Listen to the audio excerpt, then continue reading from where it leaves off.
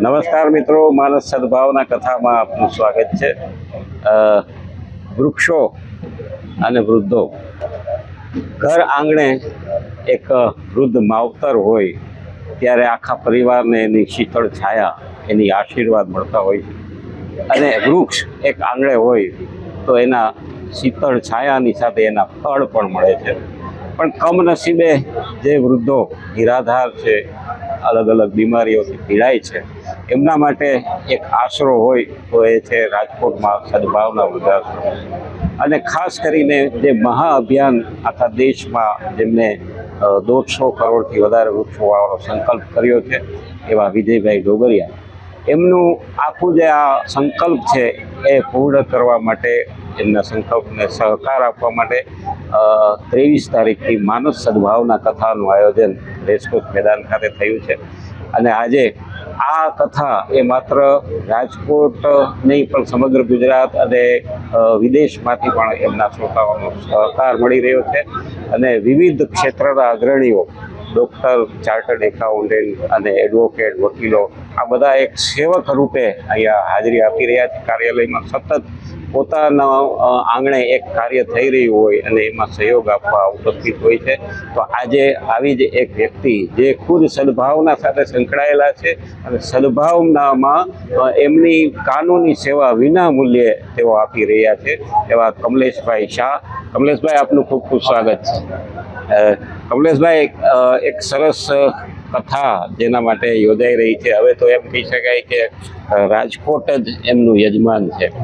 તો એક કાનૂની સલાહકાર તરીકે આપ તો સદભાવના સાથે સંકળાયેલા છો અને વિનામૂલ્યે સેવા પણ આપી રહ્યા છો, તો એની પ્રવૃત્તિથી આપ વાકેફ છો અને ખાસ એના માટે આ કથા યોજાઈ રહી છે, તો આપનું શું અભિપ્રાય આપશો? સદભાવના આની સાથે પાયાથી જોડાયેલા છે। વિજયભાઈ સાથેનો મારો વ્યક્તિગત પરિચય, ખાસ કરીને અમારા મિત્ર રમેશભાઈ રૂપાપરા, એ અમને આ ભગીરથ કાર્યમાં અમને જોડ્યા છે, એનો અમને બહુ જ આનંદ છે। બરાબર।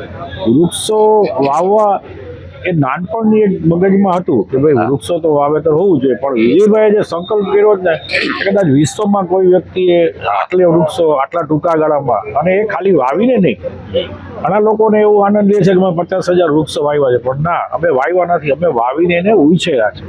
અને એક પણ વૃક્ષનો નાશ નથી થવા દીધો, એની સંપૂર્ણ સારવાર ને સાર સંભાળ રાખી છે।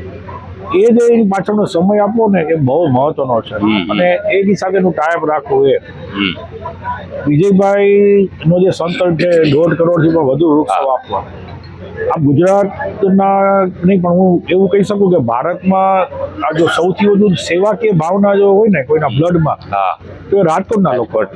તમે રાજકોટના નાનામાં નાની વાત હશે તો રાજકોટના લોકો સેવાકીય પ્રવૃત્તિ વિશ્વ લેવલે પહોંચી જાય। તમે રામકથામાં જુઓ, સ્વયંભૂ કેટલો ઉત્સાહ છે। અમને આ કથામાં ફરજ બજાવવાનો લાભ મળ્યો છે।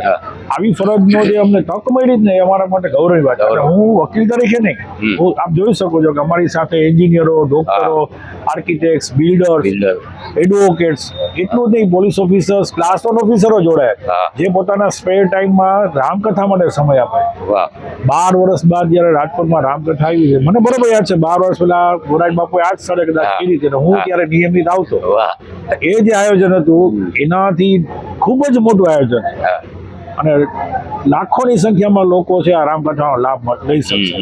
મોરારી બાપુ જેવા વ્યક્તિ આવતા હોય, અને એ રાજકોટ તો એના માટે એનું ઘર છે, એનું રાજકોટ સાથેનો ખૂબ જ નાતો છે। ત્યારે આ રામકથા એક નિમિત્ત છે, એની પાછળનો હેતુ આપ જાણો છો કે ભાઈ અત્યારની કઠિન પરિસ્થિતિમાં ઘણા પરિવારોને રહેવાની વ્યવસ્થા નથી હોતી, આર્થિક તકલીફ હોય છે, અથવા સંતાનો નથી હોતા, એવા જે વૃદ્ધો જે બેસહાય સ્થિતિમાં રહેતા હોય છે, એ લાચાર ન રહેવું પડે, એના માટેનું આખો આ કન્સેપ્ટ છે કે ભાઈ એવા વૃદ્ધોને, બીજું ઘણા લોકો છે, બધા જ લોકો આર્થિક સક્ષમ ન હોય, એને આર્થિક રીતે પણ એને એની મર્યાદા હોય, ત્યારે એને પોતાનું જીવન, જે પાછલું જીવન છે, સ્વમાનભેર જીવી શકે, માનભેર રહી શકે, એની જરૂરિયાતો, એની મેડિકલ ટ્રીટમેન્ટ, એની સારવાર, એ બધું જ એને મળી શકે, એવો અમારો કન્સેપ્ટ છે। આજના દિવસે રાજકોટમાં વૃદ્ધાશ્રમો બંને 2 જગ્યાએ અમારા ચાલે છે, એક ગોંડલ રોડ પર છે ને બીજું ત્યાં ગાંધીગ્રામમાં, પણ એમાં પણ સંખ્યા ખૂબ મોટી છે।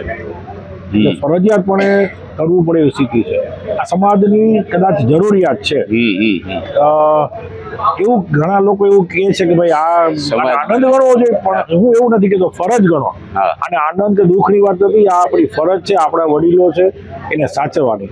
જે વડીલોની પાસે પરિવાર નથી, જે વડીલો પાસે સંતાનો નથી, જેની આર્થિક સ્થિતિ નથી, એવા લોકો છે એ પોતાનું નિર્વાહ, પોતાની પાછલી જિંદગી જે પ્રભુમય જીવન જીવી શકે, આનંદી જીવી શકે, એવું આની પાછળનો હેતુ છે.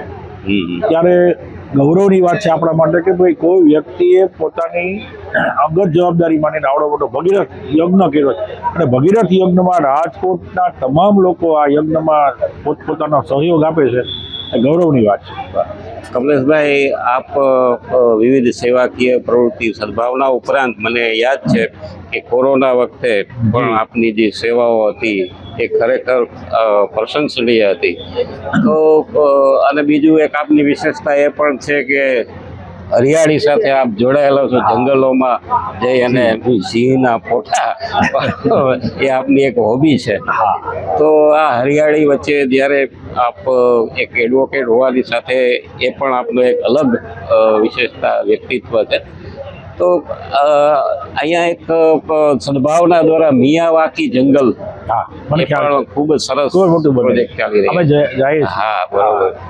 તો ખાસ કરીને જ્યારે માનસ સદભાવના કથા, હવે તો એમ કહેવાય કે કાઉન્ટડાઉન શરૂ થઈ ગયું છે, બસ 4 દિવસ બાકી છે. તો આપ શ્રોતાઓને, ખાસ કરીને રાજકોટ વાસીઓને આપની કક્ષાએથી શું કહેવા માંગશો? સૌપ્રથમ તો રાજકોટને નહીં પણ સમગ્ર વિશ્વમાં જેટલા લોકો ફિઝિકલી જોઈ શકતા હોય, ટીવીથી જોઈ શકતા હોય, મોબાઈલથી જોઈ શકતા હોય, બધાને રામકથાનો લાભ લેવા માટેનું અમારું હૃદયપૂર્વકનું આમંત્રણ છે. રહી વાત વૃક્ષોની, તો વૃક્ષો માટે હું એટલું ચોક્કસ કહીશ કે ગ્લોબલ વોર્મિંગ છે, અત્યારે તાકી જરૂરિયાત છે. જો વૃક્ષ નહીં હોય તો જીવન નહીં રહે. આપ જોઈ શકો છો કે વાતાવરણમાં કેટલો ફરક છે. કે પેલા 3 મહિના કે 3 મહિના કે 4 મહિના ઋતુ હતી, એ હવે એક્સટેન્શન થતી જાય છે. એનું પાછળનું કારણ ગ્લોબલ વોર્મિંગ છે.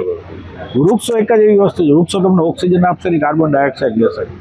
માનવ જીવનને જો તંદુરસ્ત એવું હશે, દીર્ઘાયુ જીવન જેવું હશે, તો વૃક્ષો એનો સિવાયનો કોઈ વિકલ્પ નથી. કુદરતે જે વ્યવસ્થા છે ને એને જાળવવી જોઈએ. કુદરતને વ્યવસ્થા જો તમે ઇન્ટરપ્ટ કરશો તો એ માનવ જીવન માટે જોખમ છે. એટલે વૃક્ષો ઉપર પણ લોકોએ પૂરતું ધ્યાન આપવું જોઈએ. રહી વાત વૃદ્ધો માટેની, તો આપણા પરિવારના તમામ વૃદ્ધોને આપણે શક્ય એટલો પ્રેમ, લાગણી અને સમય આપવો જોઈએ. જેના પરિવારમાં વૃદ્ધો નથી એવા લોકો છે એ પોતાનો સમય બીજી જગ્યાએ આપીને પણ એને ઉપયોગી થઈ શકે. ચોક્કસ. આટલી અમારી આજના દિવસે શુભેચ્છાઓ છે. બસ. કમલેશભાઈ, ખૂબ ખૂબ આભાર, ધન્યવાદ. Thank you. આપણે મને બોલાવ્યા બદલ આપનો ખૂબ આભાર. ધન્યવાદ.